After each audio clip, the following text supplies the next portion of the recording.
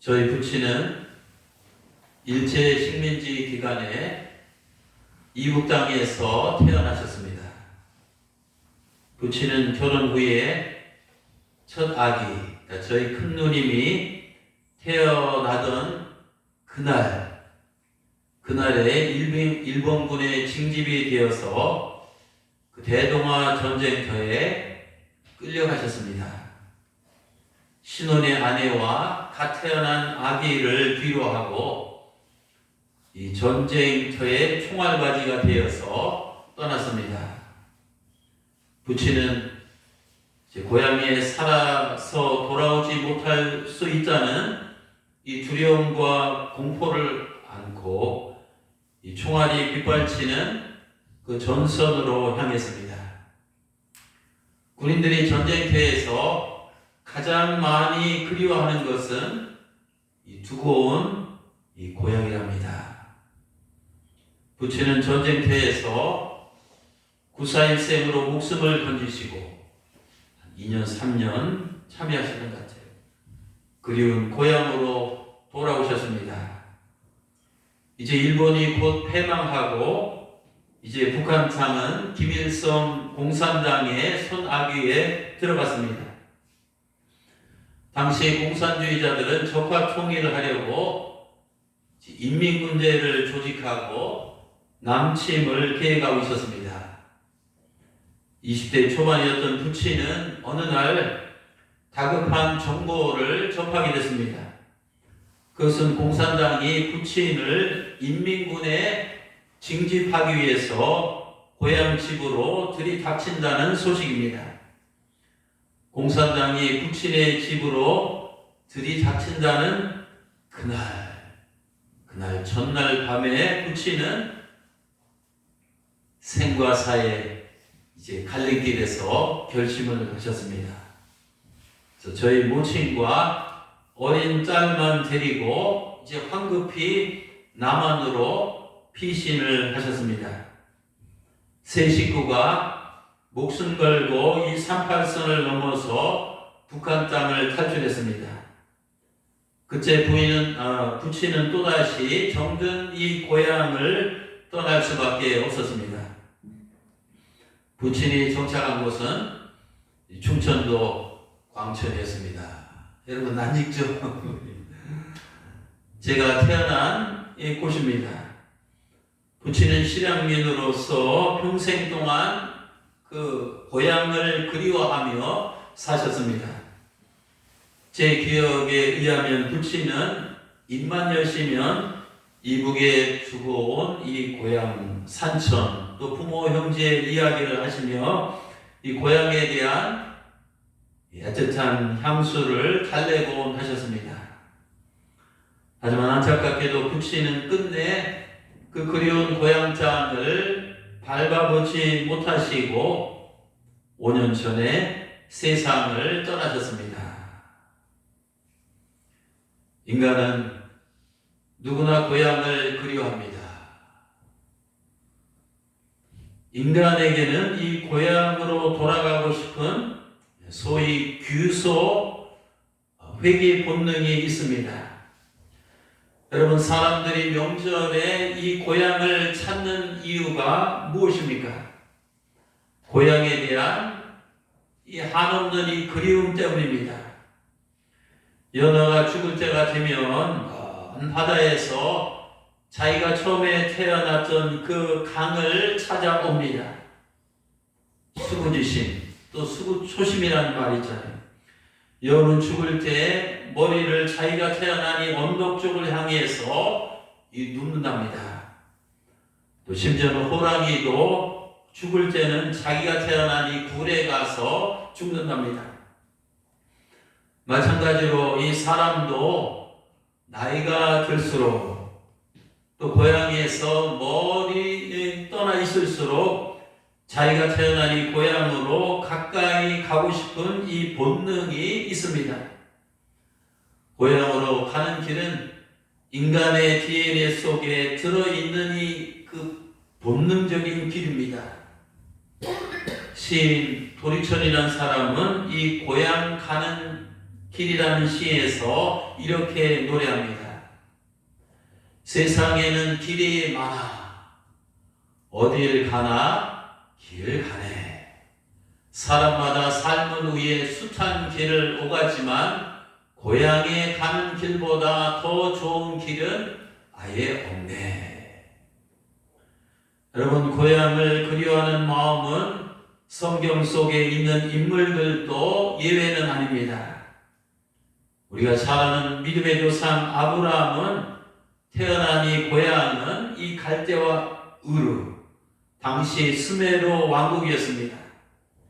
그는 45살 되었을 때 부친 데라를 따라서 갈대와 우르를 떠나서 하란에 정착을 했습니다. 하란에서 75세째 하나님의 부르심을 받고 가나안 땅, 이 세겜으로 이주를 했습니다. 아브라함에게 있어서 갈대와 우르는 제1 고향이고 이 하란 땅은 제2의 고향이었습니다. 아브라함은 175세까지 살면서 평생 동안 이 고향 땅을 그리워했습니다.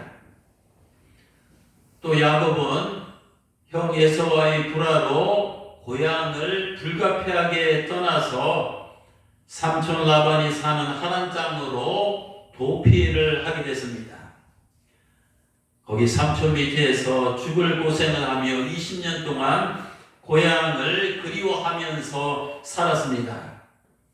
이제 20년 후가 지난 다음에 야곱은 자기 온 가족과 식솔들 또 수많은 그 양들, 짐승들을 데리고 꿈에도 그리던 이 고향 땅으로 이주를 했습니다.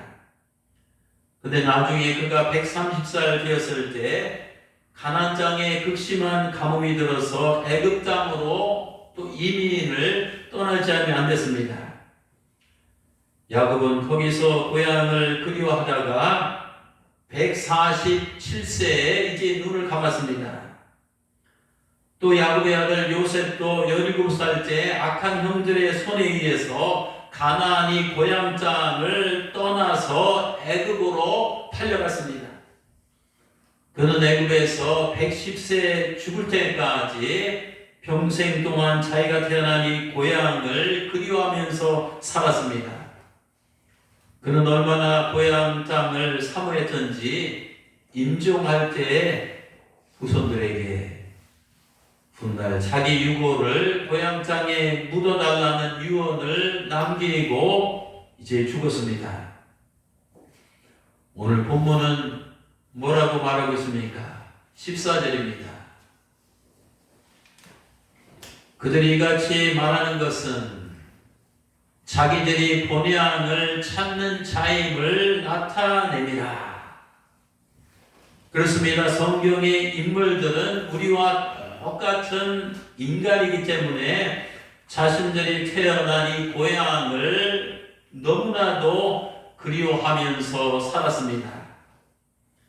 아마 그들은 추석이나 설 같은 이 명절 때가 되면 두고 온 고향을 가보고 싶은 마음이 사무쳤을 것입니다. 고향으로 다시 돌아가서 살고 싶은 생각도 들었을지 모릅니다. 근데 오늘 본문 성경은 뭐라고 기록하고 있습니까? 15절입니다. 그들이 성경에 있는 이 아브라함과 야곱과 요셉 같은 이 신앙의 선조들이 만일 떠나온 것을 생각하고 있었더라면 돌아갈 기회도 있었을 것입니다. 즉 아브라함은 자기 고향으로 돌아가려면 나중에도 얼마든지 고향 땅으로 돌아갈 수가 있었습니다. 야곱도 요셉도 애굽에서 자기 고향 땅으로 다시 돌아가려면 얼마든지 돌아갈 수가 있었습니다. 하지만 그들은 성경에 보면 그렇게 하지 않았습니다. 그들이 고향으로 다시 돌아가지 않은 이유가 무엇이었을까요? 성경은 그 이유를 그들이 더 나은 이 본향을 사모했기 때문이라고 말합니다. 16절입니다. 그들은 이제 더 나은 이 본향을 사모하니 곧 하늘에 있는 것이라. 더 나은 본향, a better country, 더 나은 이 본향은 천국 하늘나라를 말합니다. 성경에 나오는 신앙의 이 조상들은 육신의 고향보다 이 영혼의 고향인 하늘나라를 더욱더 사모하고 살았습니다. 그들은 이 땅의 고향에 잠깐이 머물기보다는 저 하늘의 본향에 영원토록 머물기를 바랐습니다. 왜냐하면 이 세상의 삶은 잠시 거쳐가는 이 나그네 인생이기 때문입니다. 그들은 이 땅에서 자신들은 나그네요, 자신들의 삶이 영원하지 않다는 것을 누구보다도 잘 알고 있었습니다. 13절입니다. 그들은 이 세상에서 잠시 머무는 이 나그네에 불과하다는 것을 고백했습니다. 여러분, 아브라함은 세상 사람들에게 또 이렇게 말했습니다. 창세기 23장 4절입니다. 나는 여러분 가운데서 이 나그네로서 떠돌이로 살아가고 있습니다. 또 창세기 47장 9절에 보면 야곱은 노년에 바로왕을 만나서 자기를 소개하면서 이런 고백을 합니다. 내 나그네의 길이의 세월이 130년이나 되었나이다. 오늘 주의 제단에 나오신 사랑하는 성도 여러분, 우리는 누구나 이 세상에서 이 나그네로서 잠시 머물다 가는 이 떠돌이 인생임을 잊어서는 안 됩니다. 저는 미국에서 공부할 때 13년 동안 이제 미국 땅에서 살았는데, 제가 세보니까 13년 동안 12번을 이사를 했습니다. 1년에 한 번씩 이사를 한 꼴입니다. 또 귀국에서 지금까지 24년 동안 세보니까 6번을 이사를 했더라고요. 4, 6, 24, 4년에 한 번꼴로 이사를 했습니다. 금년에도 아파트가 만기가 되어서 이사를 또 한 번 해야 합니다. 앞으로 몇 번이나 더 이사를 해야 할지 모르겠습니다. 우리는 평생 이삿짐을 지고 이곳저곳을 옮겨 다니며 살아가는 이 나그네 인생입니다. 내가 아무리 원하는 곳에, 또 내가 정말 꿈꾸던 그림 같은 이 전원주택에 집을 짓고 산다고 해도 그 집에서 영원히 살 수는 없습니다. 현재 내가 살고 있는 집은 내 집 같지만 사실은 내 집이 아닙니다. 언젠가 때가 되면 누군가에게 비워주고 떠날 수밖에 없는 겁니다. 여러분, 인생이 뭐냐고 누군가 저에게 묻는다면 인생은 이사 중입니다. 이것저것 여기저기 동서남북 이사를 하다 보면 어느덧 인생이 다 흘러갔네요. 인생은 이사 중입니다. 인생은 정처 없이 떠도는 이 부평초와 같습니다. 그래서 인생은 하숙생입니다. 하숙생이 인생입니다. 제가 옛날에 그 유명했던 그 작곡가인 최유준 가수가 부른 하숙생이라는 노래가 있습니다. 인생은 나그네 길 어디서 왔다가 어디로 가는가. 구름이 흘러가듯 떠돌다 가는 길에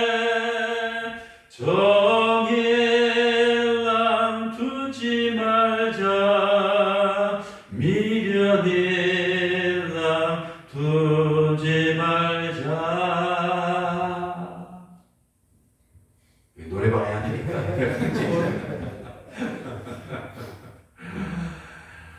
여러분, 인생은 하숙생입니다.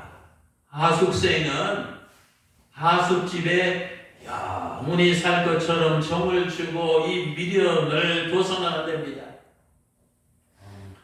지금 미국에서 사역하고 있는 캐리 숙 목회자 부부가 쓴 내 인생의 마지막 한 달이라는 책을 읽고 저는 감동을 받았습니다. 거기에 보면 이런 이야기가 나옵니다. 어떤 사람이 휴가를 떠났습니다. 한 근사한 호텔에 투숙했습니다. 그는 그곳에서 몇 주간 호텔에서 지낼 예정이었습니다. 그런데 머물다 보니까 호텔 방의 외관이 영 마음에 들지 않았습니다. 그는 인테리어업자를 불렀습니다. 거액을 들여서 벽지, 커튼, 장식, 방 전체를 완전히 리모델링하며 바꿨습니다. 또 텔레비전이 더 컸으면 해서 큰 평면 텔레비전을 사서 벽에다 걸어 놓았습니다. 호텔 실내에 있는 화초도 마음에 들지 않아서 정원사를 불렀습니다. 자기 마음에 드는 꽃으로 새롭게 장식을 했습니다. 그는 값비싼 비용과 시간을 투자해서 호텔방을 근사하게 꾸몄습니다. 그런 다음에 호텔에서 며칠 묵다가 휴가를 끝내서 집으로 돌아갔습니다. 저 책에서 저 제자는 이렇게 말합니다. 많은 사람들이 이 땅에서 바로 이런 일을 하고 있습니다. 영원히 여기에 머물 것처럼 행동합니다. 한순간에는 소중해 보이지만 궁극적으로는 영원히 남지 못할 것들에 매달리고 있습니다. 일리가 있는 말입니다. 여러분, 우리 모두는 이 죽음이란 인생의 이 종착역을 향해서 점점 더 다가가고 있습니다. 2020년이 지나고 2021년이 되었다는 것은 내가 죽음의 종착역에 1년 더 이제 가까이 다가갔다는 겁니다. 우리는 죽음의 종착역에 도착했을 때 세 가지 질문을 자신에게 미리 한번 던져봅시다. 첫째 질문은 죽음의 종착역에 도착했을 때 내 인생의 맨 마지막 순간이 되었을 때 도대체 나에게 뭐가 남아 있을까요? 그때는 돈과 재물이 남아 있을까요? 그때는 젊음과 외모가 남아 있을까요? 그때는 건강과 기력이 남아 있을까요? 그때는 내가 자랑하는 지식과 학식이 남아 있을까요? 그때는 내가 행사하는 권력과 권세가 남아 있을까요? 그때는 내가 뽐내는 명예와 인기가 남아 있을까요? 오케이, 설령 그런 것들이 일부분 남아있다 한들 그것이 죽어가는 그 순간에 나에게 무슨 소용이 있겠습니까? 두 번째 질문은 죽음의 종착역에 도착했을 때 맨 나중에 나는 뭐가 되어 있을까요? 여러분, 우리는 태어나서 어린이집, 유치원, 중고등학교, 대학, 대학원 하면서 평생 동안 뭐가 되려고 somebody 뭔가 되려고 피나는 이 노력을 합니다. 그러면 맨 나중에 최후에는 인생의 종착역에 도착했을 때 나는 무엇이 되어 있을까요? 그때도 과거에 내 명함에 박혀있던 사장님일까요? 회장님일까요? 박사님일까요? 판사님일까요? 검사님일까요? 변호사님일까요? 시장일까요? 장관님일까요? 도지사일까요? 대통령일까요? 맨 나중에 나는 뭐가 되어 있을까요? 그때는 쓸쓸한 병실 한 구석에서 이 고독하게 죽어가는 한 노인일 뿐입니다. 또 셋째 질문은 이것입니다. 맨 나중에 내 인생의 이 종착역에 도착했을 맨 나중에 나에게 뭐가 제일 중요할까요? 지금 중요하게 여기는 것들이 그때 가도 똑같이 정말 중요할까요? 그때도 시집가고 장가가고 그때도 논밭 사고 땅 사고 그때도 장사하고 돈 벌고 그때도 놀러가고 그때도 여러 가지 지금 바쁘게 하는 일이 정말로 이 중요할까요? 그때도 내 집을 크게 짓고 그때도 더 많이 쌓아두고 그때도 더 높이 올라가고 그때도 더 폼나게 인생을 즐기는 것이 정말 중요할까요? 아닙니다. 누군가 이런 말을 했습니다. 제가 책 읽자가 감동적인 이 글이 있어서 여러분에게 이제 함께 나누려고 합니다. 인생에서 가장 중요한 7가지 질문이라는 책에 보면 이런 내용이 있습니다. 어린아이였을 때 나는 웃고 울었다. 시간은 기억하세요. 젊었을 때 나는 꿈을 꾸며 말했다. 이제는 시간이 걸어갔다. 어른이 되었을 때 하는 일이 많잖아요. 막 시간이 뛰어갔다. 더 많이 나이가 들었을 때는 시간이 날아갔다. 곧 여행지에 도착하는 나 자신을 최종적으로 발견할 것이다. 그때는 시간이 끝난다. 저 깃장에서 나그네의 여정을 끝마쳤을 때 나는 그때 비로소 인생의 이 철이 들지만 동시에 이 세상을 떠나지 않으면 안 될 때가 됩니다. 철들기 시작하니까 우리 인생은 거의 다 끝나갑니다. 제가 얼마 전에 일간지 읽어보니까 누군가 이런 말 했습니다. 살아보니 인생 무슨 거더라. 이 말씀을 읽는 순간 제가 번쩍 이 깨달음이 들어요. 그렇지. 인생 대단한 것처럼 서로 치고받고 삶의 이런 현장에서 생존 경쟁을 하며 열심히 정말 심혈을 기울여서 살아보니까 결국 끝에 가서 보니까 다 무슨 거더라. 인생을 한참 내가 잘 살 때는 내가 때로는 남들보다 앞선 것 같고 때로는 뒤처진 것 같습니다. 또 남들보다 어떤 때는 내가 성공한 것도 같고 어떤 때는 실패한 것도 같습니다. 또 남들보다 내가 더 잘난 것도 같고 이 때로는 남들보다 못난 것도 같습니다. 하지만 늙어 죽을 때는 다 똑같은 모습으로 똑같은 시체가 되어서 이 똑같은 이 화장터나 들어가서 이 똑같은 이 무덤 속으로 들어갑니다. 그러니 인생은 이 살아보니 결국은 무슨 거더라. 그렇습니다. 연극이 끝나고 이 무대에서 이 막이 내리면 텅 빈 썰렁한 이 공간밖에 없습니다.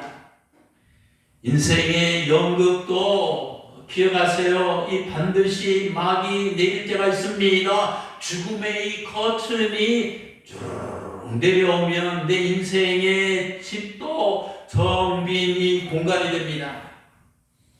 연극이 시작할 때가 있으면 반드시 끝날 때가 있습니다. 인생이란 연극도 마찬가지입니다. 끝나는 엔딩의 순간이 반드시 있습니다. 인생에는 유효기간이 있다는 말입니다. 시편 90편 10절입니다. 인생의 연수가 70이요. 강건해봤자 이 80이라. 그렇습니다. 여러분, 이 땅에 올 때가 있으면 이 반드시 떠날 때가 있습니다. 내가 거하던 이 육신의 장막을 언젠가는 이 떠날 때가 반드시 찾아옵니다. 죽음의 때가 찾아오면 하나님이 내 인생에 방을 빼라고 하시면 그때는 내가 아무리 발버둥을 쳐도 소용이 없습니다. 그때는 모든 것을 다 뒤로 하고 무조건 떠나야만 합니다.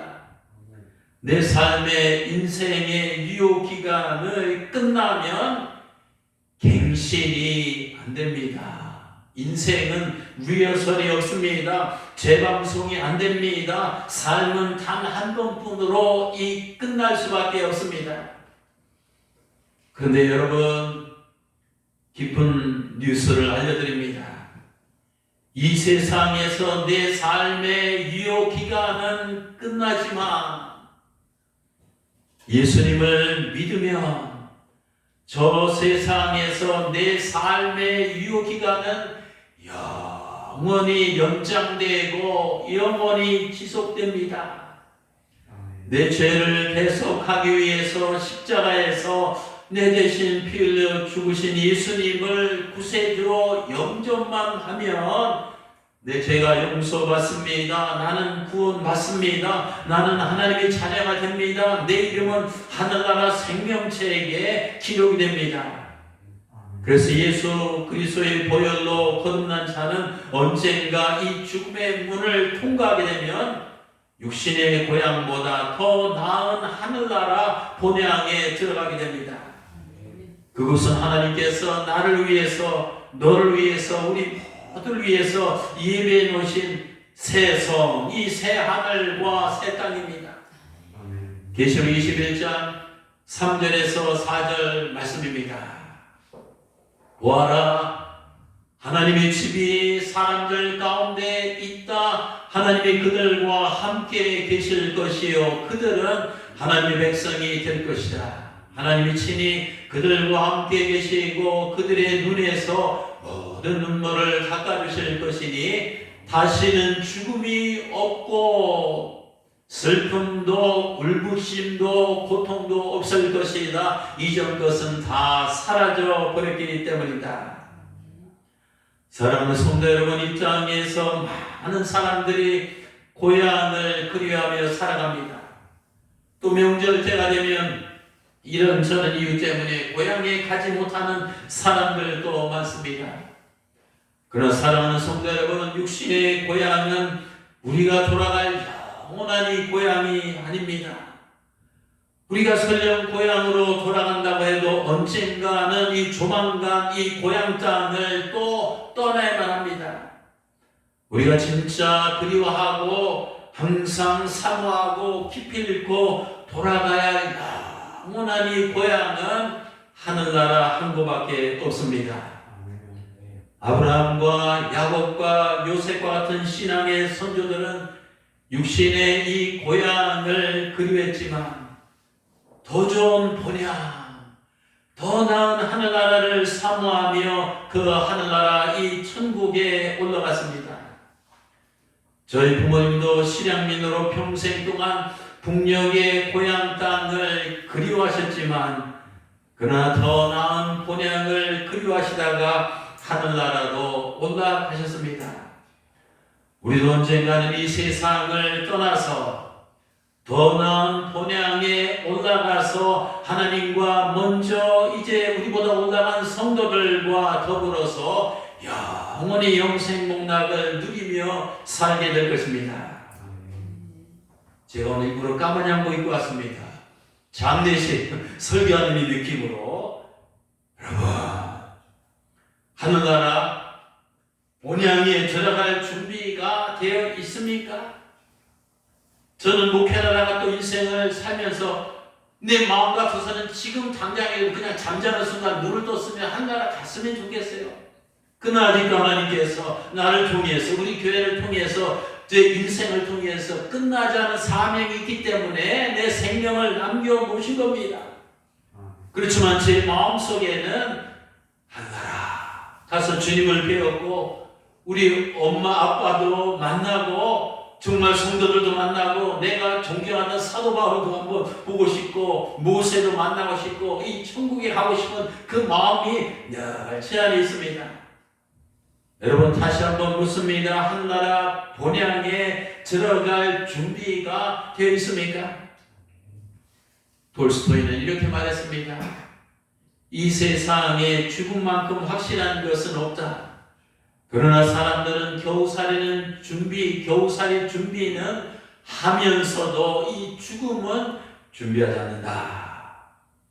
사람들은 보험에 가입하고 연금을 들고 또 은퇴 뒤에 이 노후 준비를 하지만 이 죽음 뒤에 사후 준비는 하지 않습니다.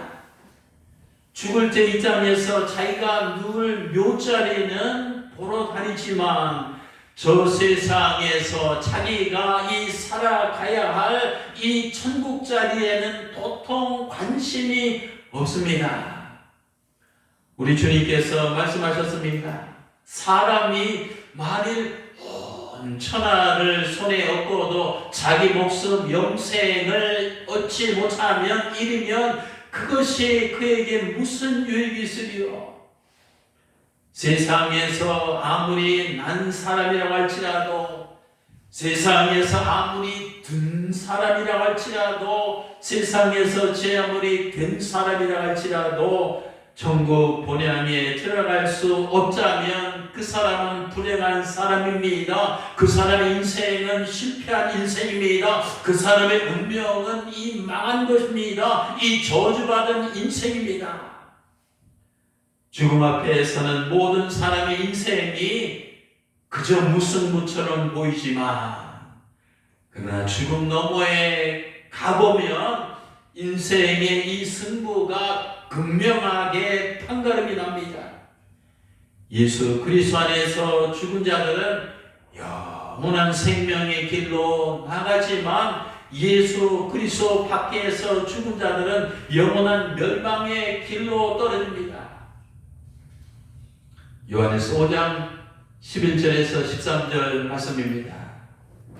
또 증거는 이것이니 하나님이 우리에게 영생을 주신 것과 이 생명이 그의 아들 안에 있는 그것이라.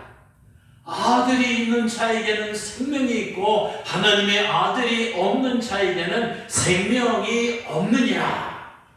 내가 하나님의 아들의 이름을 믿는 너희에게 이것을 쓴 것은 너희로 하여금 너희에게 영생이 있음을 알게 하려 함이라.